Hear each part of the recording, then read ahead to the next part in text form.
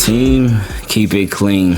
Welcome back to another episode of the Team Keep It Clean podcast, and it has been a crazy, not even 24 hours, because I'm recording this on Tuesday, March 16th, and yesterday was the start of the NFL's free agency, the legal tampering period, and it's like those of y'all that watch the regular channel, that watch the Ingravenvids channel, it was crazy.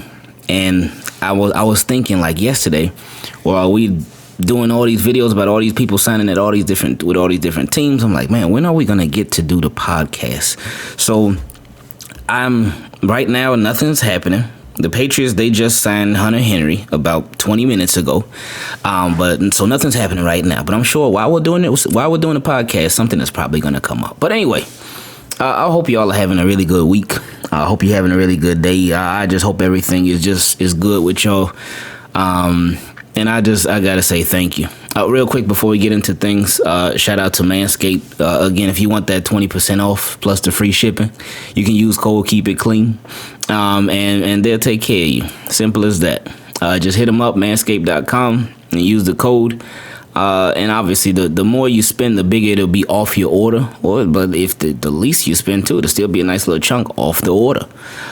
So because 20% off, that's 1/5 of the price.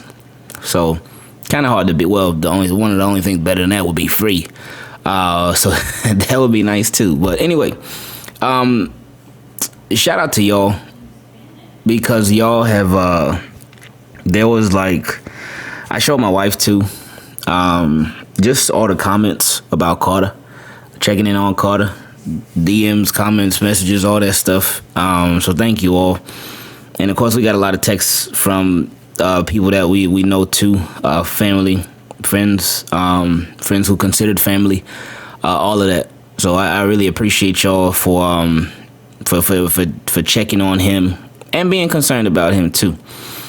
Just an update, because the last episode was before the surgery. Wow, yeah, it was the Wednesday. It was the day before the surgery.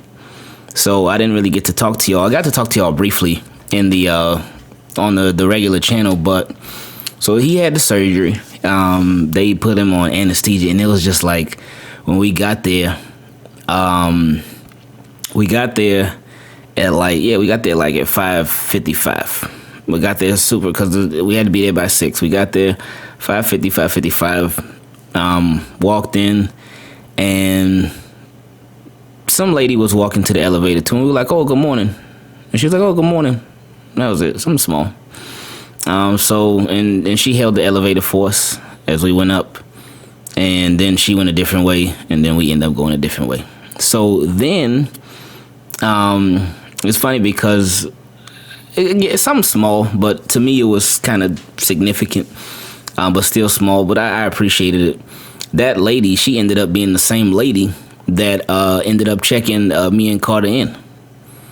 She ended up being the ones that walked us back to the where the surgery was going to be taking place at. So I'm like, okay, cool. We just said good morning to this lady. Didn't even know she was going to be involved in this. But anyway, so we got there, and it was kind of sad. It was like, oh man, it was like it was very instant. Things were very instant, and I felt bad for my wife, because they say in the waiting room it can only be one parent, and going back to the surgery room it can only be one parent. But right when we got upstairs, because the way they were doing the surgery, it was on the second floor. We get upstairs, and then we getting ready to check in Carter, and they like, oh, well, only one parent can be here. And from when I spoke to the surgery center, when I spoke to them on the phone, they made it sound like, okay, well, that two parents could be in the waiting room, but only one parent could go back with the child when it's time to do the operation. So like, okay, cool, we'll just both wait in the waiting room. But they were like, no, only one parent can even be on this floor. So with my wife, it was very sudden. It was like, oh, okay, we didn't know that was coming. So she had to say her goodbyes to Carter, like right there on the spot. It's like 6 in the morning, and it's super early, and it was super unexpected. So I know that hit her really hard, and that hit me too. I'm like, oh, whoa. Like I said, it was something that wasn't expected. So it made it hit that much harder. And so then me and Carter, we went in, we checked in, and filled out the paperwork, blah, blah, blah, did all that stuff. Then we waited. So fast forward to when we go back to the room, and it wasn't a long process or anything. They moved pretty quickly and whatnot. When it really hit me, like it really hit me, I think the night before. I think it was either the night before or 2 nights before. That's when it really like hit me bad. 'Cause I text my mom. I was crying and stuff. I'm like, man, he's really about to have this surgery.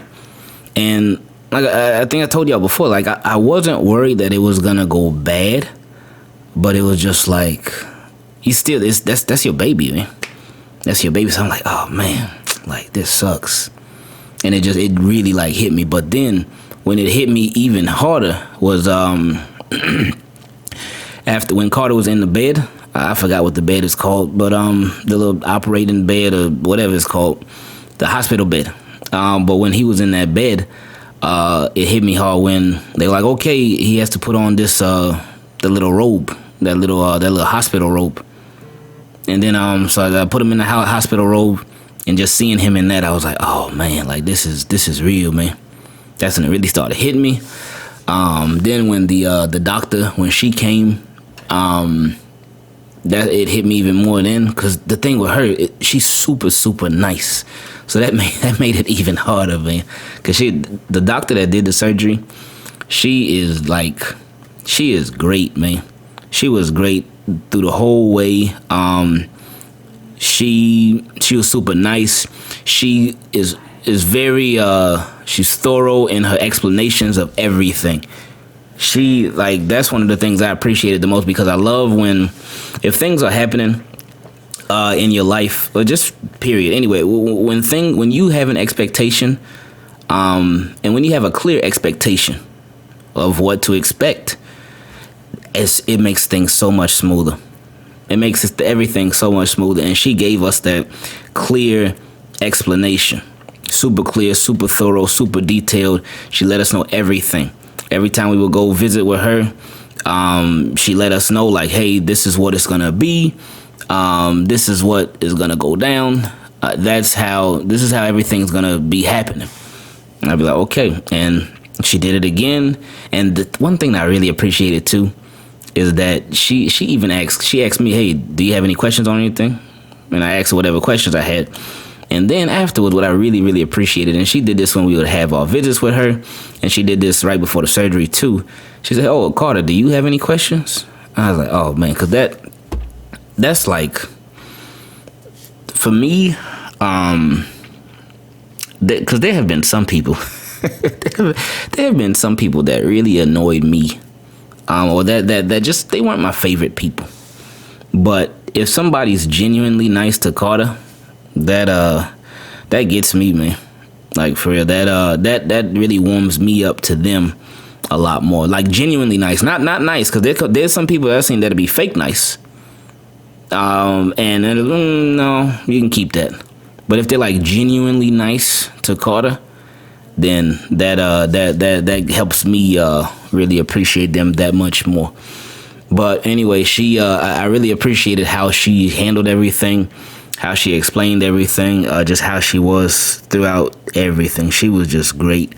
But anyway, seeing Carter in his in the robe, that hit me bad. And then so I'm crying, and then some other nurses or whatnot, they came in, and they were explaining everything to me, and and then they gave him the medicine. They were like, oh, he has to have this medicine so it can kind of put him to sleep. I was like, oh, okay, and when it hit me, they were like, all right, Dad, it's time to go back now. And I'm like, oh man, oh, that was tough. That was tough, because he wasn't asleep yet. He was still awake. But as they were getting ready to go put the anesthesia on him and whatnot, but so I gave him a kiss on the head, and I was like, all right, Carter, I love you. And I'll see you in a little bit. And that was that. So I'm like, man, I can't even do anything now. Like, and as a parent, you hate that feeling where you feel helpless for your child when you and like I said, I didn't think it was gonna go bad or anything, but I just not being able to do anything and not even being able to be there, that was big. So we leave, or I leave, left the that room. I just left the whole floor. They're like, okay, Dad, it should take about an hour. We'll call you with any updates. Da, da, da. I'm like, okay, cool. So I left the floor. I didn't want to wait on the waiting room. I wanted to go sit with my wife. So I went. As soon as I got downstairs and saw her, just started bawling. Just started bawling because I'm like, man, it just sucks, man. Because it just like I said, we couldn't be there. Couldn't be there with him. So that was that. So we waited a little bit, and it wasn't long. It wasn't long at all. It wasn't a long process, anything like that. It was about an hour. It was like it was very quick. So the nurse, she called me and she was like, "Hey, everything went perfect. It went really good. Carter's doing good right now. He's still knocked out, but you can go ahead and come up." So I went up, and then I was sitting with Carter. I'm like, man, his eyes were a little bit swollen. He was still, they had stopped the anesthesia flow to him, but he was still asleep. So he still had it in the system or whatever. And then there was another nurse that came, and she was like, when he wakes up, he may be very combative. He may be crying. He may be saying, my eyes hurt. There may be some bloody tears because of the process. And again, so with her, again, she explained everything too. So that was really nice, and I appreciated that. And she was like, even he might wake up and he might be like, oh, my eyes hurt, da da da, and pretty much everything that she said happened. He woke up and he's like, oh, my eyes hurt. He was pushing a little bit, but then I just gave him a hug. I said, Carter, it's okay, man. It's okay. It's okay. I said, I'm right here. And then I held him. They brought a recliner chair for us, and they were really, really nice, man. They were really, really nice. So it was great, man. It was great to finally be there with him again. The staff, they were A1. They were amazing. They were nice. They were friendly. They were informative. They communicated well. They were efficient. They were great, man. I love the experience. Obviously, wish it wouldn't have had to happen, but since it did happen, they were the best, man. So yeah, then that was that. But then Carter, when it was time to leave, he was crying a bit. Because it hurt him. He was in a little bit of pain. And so then when I felt bad for my wife, because I felt really bad for her, because I came downstairs and Carter was like, while we were going down the elevator, he was like crying off and on because he was in pain. He didn't want to open his eyes, which is understandable. So when I got downstairs, my wife, she saw him, and then we were like, okay, it's time to leave.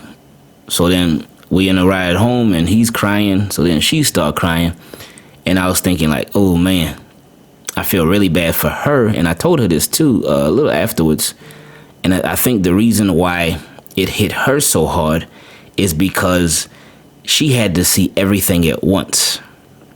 With me, since I was up there, I got to see the process. But with her, she had to see everything. Like everything was so sudden. It was like first she had to say goodbye.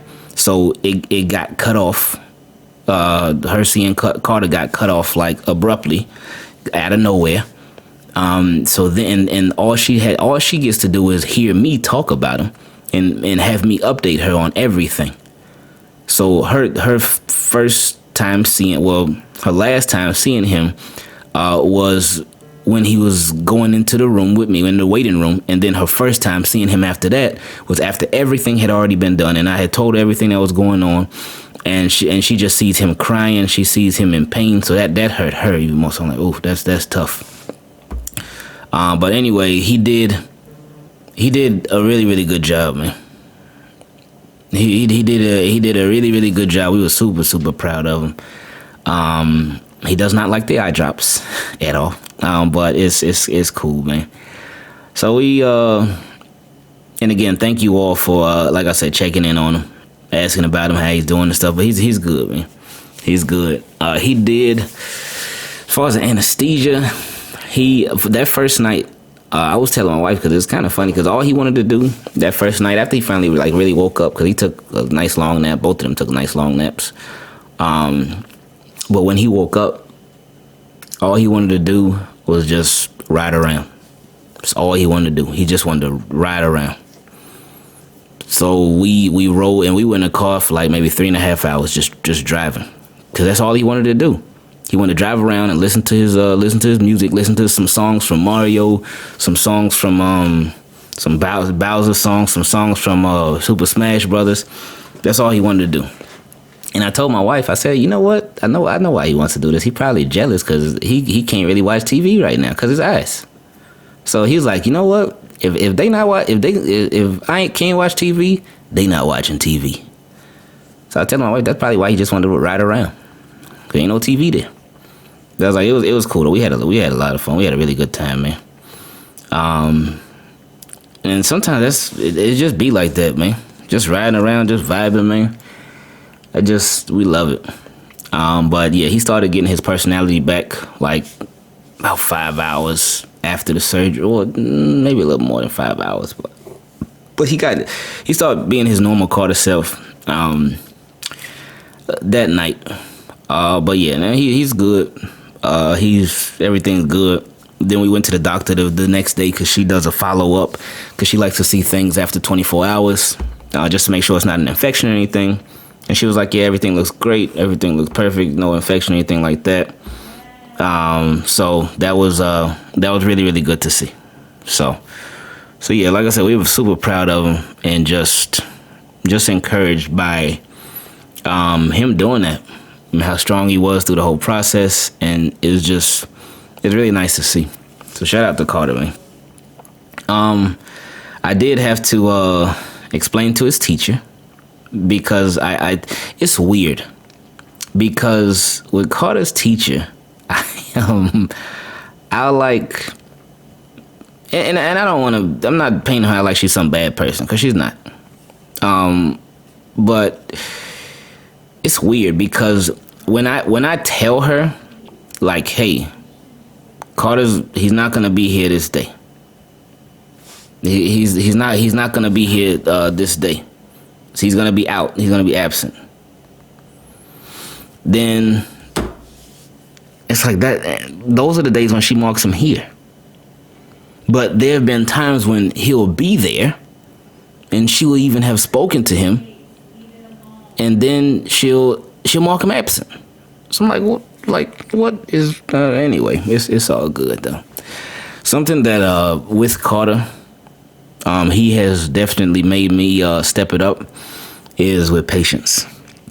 Patience. And I, it can be hard as a parent to have patience. Excuse me, not even when your child is doing anything wrong. Well, obviously when they're doing anything wrong, but it doesn't have to be when they're doing something wrong. They could be doing something right.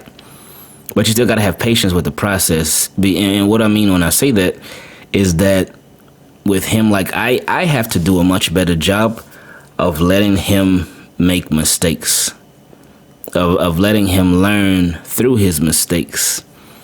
And I don't mean with like serious stuff. Like I ain't gonna be like, oh, all right, Carter, well, you can't put your hand on the stove because it's gonna burn you. But go ahead and do it so you can learn from. No, nothing like that. Like little stuff.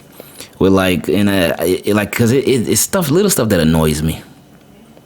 Because he'll brush his teeth, and every time he brushes teeth, there'll be a mess on the counter, and I'm like, oh boy, here we go. So I gotta clean up after him after he brushes his teeth. And when he washes his hands, even the process of him washing his hands, there always has to be a little puddle on the counter when he washes his hands. But what I need to do as a parent is just, and my wife, she does a really good job of it. Me, I got to get better at it. I'm working on it though. But what I got to do better as a parent is just explaining everything to him. Instead of just being like, hey, you need to do this, or hey, don't do that, or hey, do this, da da da. Explain to him the whys behind, oh, this is why you need to do this, or this is why you should or shouldn't do this. This is the reason for me telling you this or that. Because if you just tell them, oh, you need to do this, why? Oh, because I said so. You could be telling them the right thing to do, but they'll never really understand. But if you actually explain to them why, then that can actually make them appreciate why it is that they're doing whatever it is that you're having them do or not do or whatever. Y'all get what I mean?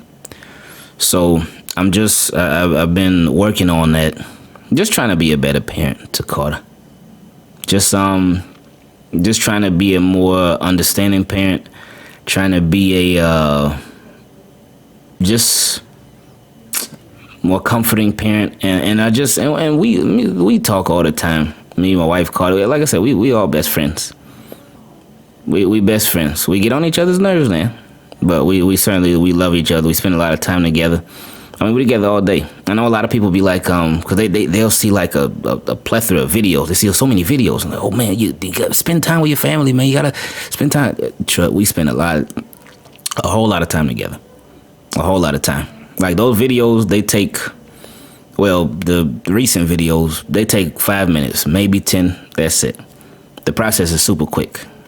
Now them longer videos with the like questions from subscribers and all that, they take a little minute, especially adding a question in there with the title. But no, we spend a lot of time together. So we appreciate each other, and I'm just grateful that we are able to spend so much time together, because not every family can do that. Not every family has that option. They don't have that opportunity. So we definitely appreciate it a lot. So it's things have definitely it's been quite a year and change. I saw a meme today that said, "Oh, when I say last year, I'm talking about 2019," because I guess that's when things were quote unquote normal. But even this whole process with everything, this is the pandemic and all that. This has definitely tested patience too, for sure. Definitely tested patience, because it's a process and you gotta wait. Like, we not like, if we drive around, we drive past the restaurant, say for instance we go to get takeout. These restaurants are packed. Like we live down here in Miami. It's packed. Like packed. I was talking to my guy the other day. He lives in North Carolina.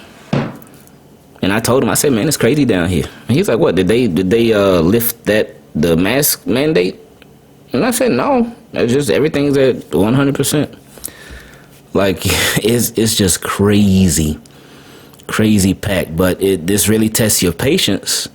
Like, are you just ready to jump back out there and get all back in everything?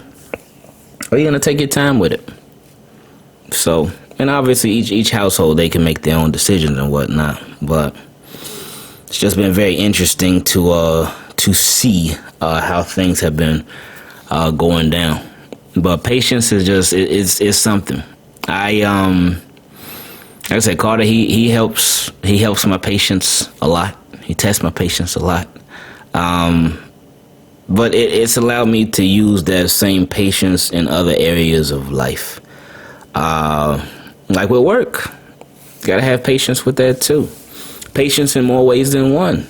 Patience, there can be times when I may work super hard on a video and be like, man, all right, this thing, all right, I expected to do this good in this certain amount of time, and all right, let's go. Then if I put it out and it doesn't do that good, I could be like, oh, okay, all right. For me, like, I move on, man. I be like, okay, whatever. Keep it moving. That's like, I think that's been a big theme of mine with the YouTube, just really with everything. Just keep it moving. And also be patient. Because I know a lot of people look for, like, one of my boys. I feel for him, man. I really do. One of my boys that I grew up with, he's always looking for a get rich quick type of thing. He's always thinking of, how can I get money quick, get good money fast. And I just feel for him because he's like stuck in that mindset, and there's no patience. Because it'd be nice to come up on some bread real quick, but how long will that bread last? Like, if you get some nice money quick, it could be good, but what's gonna happen after that? Is there gonna be consistency in whatever bread you get, or what? But I just feel for him because he just continues to he'll look at one way to get money quick, and then look at another way, and then another way, but there's that lack. There's no consistency, and there's no follow through with it too. That's one thing that I noticed as well. There's no follow through with it, and I just feel for him because he's in that state of mind where it's like, oh, I gotta get some bread fast, man. He got a job now. He got kids. But just that mindset, it can be dangerous. Because it can make you not necessarily settle, but it can really test you. It can test the decisions that you make. That mindset can just test whichever direction you take to go about in life. And there's no perfect way, but it's a very scary mindset to have. But anyway, I do love him though. I like to call him, check in on him, make sure that him and his family, they're doing good. And again, make sure y'all check in with people too, man. Keep checking in with people, because people still going through it. A lot of places have opened up. And if you live anywhere in Florida, you know it's been wide open for a long time. But a lot of places have opened up. Places are opening up, but people are still going through things. And people are still going through things before the whole pandemic. People will still be going through things during and after the pandemic. So still check on people. Make sure they're doing all right. Make sure they're good, man. Because you just never know what somebody's going through. I was just talking to my guy Jason today, and he was saying that he just likes to brighten up people's day, man. And I appreciated that a lot, because that's a beautiful thing. Oh, shout out to the NFL, because nothing has happened the whole time that we've been doing this podcast. So that's been great. And we're getting ready to close it out very soon. But there are, he said that there have been people that have watched what he does on his channel. 'Cause he has a YouTube channel, but he said there are people that watch what he does, and it's brightened up their day. They've told him, like, oh, it's brightened up their day. It's made them happy. They've appreciated it. And I was telling him, like, well, that's really, really good, man. That's really, really good. And you never know, something small that you do, something tiny, minuscule that you might do, it could go a long way with somebody. And you just never know. Never know. And it could seem so insignificant to you. You'd be like, oh, that wasn't nothing. But to them, it was everything. So y'all make sure you try to find some way to light up somebody's day. Even if it's just something small as saying thank you. Or it's telling them you appreciate them, telling them you love them, telling them whatever it might be. So I love y'all. I appreciate y'all. Thank you for listening. And y'all just let's get ready to have a great week, man. Appreciate it. And we out.